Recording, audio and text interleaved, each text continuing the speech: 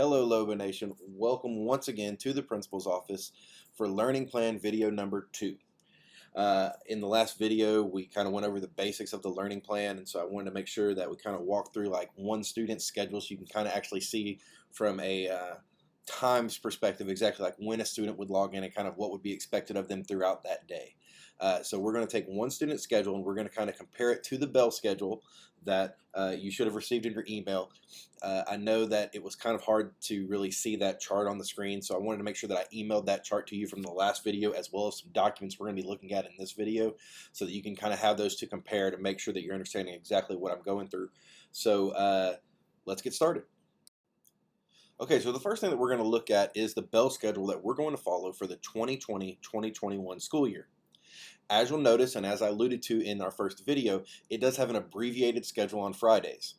This abbreviated schedule on Friday plan is what we're going to do when we are 100% virtual. So for these first 3 weeks, or if we happen to get an order from an official that says that everyone has to go online for a certain period of time, we will have those abbreviated Fridays.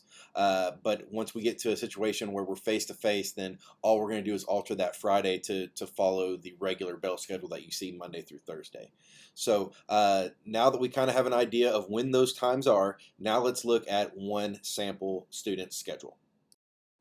Okay, so what you see on your screen is Cade's sample schedule. You can notice things like he has PE first period, he has mathematics 7th period, and he has Lobo period 8th period.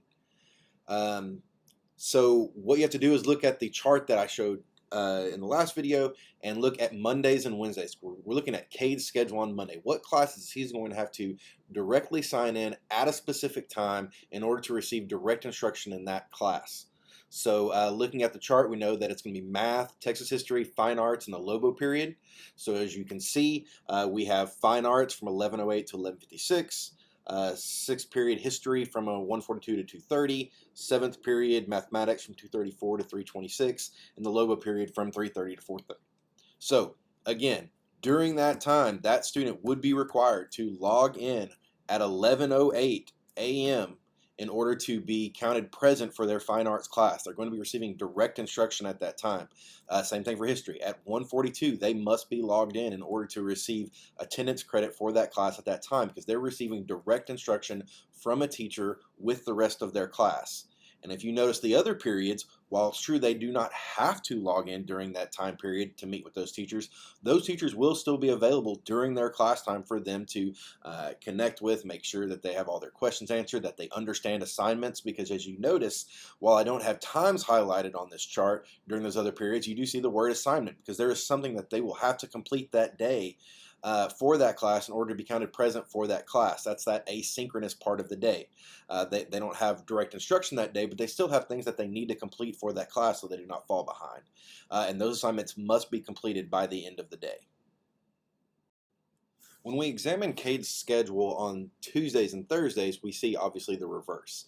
So on Tuesdays and Thursdays, Cade would be expected to log in at 8:30 for their PE class, 9:24 for their reading class, 10:16 for their science class, 12:50 for their writing class, and then 3:30 for their Lobo period. With this type of schedule, we make it to where a student is never required to log in to a class for longer than 4 hours a day. We felt like that was a very reasonable thing. We thought it was extremely unreasonable to expect a student to be logged in all day long, going from class to class, sitting in front of a computer all day. So this does add a lot of flexibility into the day and keeps it to where we keep our screen time down as much as possible. I mean, obviously it's 100% virtual instruction, so the amount of screen time is going to be up there, but the actual amount of like scheduled, you must be in front of a computer at this time in order to complete this is going to be a lot lower. So as you can see in this example, on the Monday-Wednesday schedule, there's only 3 classes that they were really required with the addition of the Lobo period to be logged into, and then on Tuesdays and Thursdays the student would have 4 classes in addition to the Lobo period to be logged into on those days. And that's again where they're receiving direct instruction, and as you notice on the other periods they still have that assignment that they have to complete by the end of the day, but they don't have a required time that they're going to have to be logged into their computer. So just as a point of clarification, the asynchronous time in a day could look a lot of different ways. I mean, it's not necessarily, going to be, here's this worksheet that I want you to complete and just get it back to me. For a reading class, it might be, I need you to read chapter 2 of the novel that they're reading. And that might be the assignment for that day for the asynchronous part of that reading class. And that's generally going to be something that's because it's going to set up whatever they're doing in their synchronous the next day. So I need you to have read chapter 2 in this day so that when we get to the direct instruction piece, we can move forward instead of trying to backtrack and make sure that everybody's on the same page. So it'll serve a lot of purposes. And this is not unlike most schedules that a traditional teacher would run in a normal school day without any of this going on. There are a lot of days where it's about introducing concepts, and then the next day might be about facilitating those concepts to higher levels. So we wanted to come up with a plan that really kind of utilized the traditional structure, but with an untraditional flair. And so that's just kind of where we added this so that we're not losing anything. I don't want anyone to think that virtual automatically means less than. We want to try to provide the same type of interactive, engaging instruction, regardless of whether the kid is in our seats here at the building or at home. This is a trying time, and no child needs to be punished because they're having to stay home. So we want to make sure that we're offering a program that's really going to give our students the most engaging instruction that we can under the circumstances that we find ourselves in.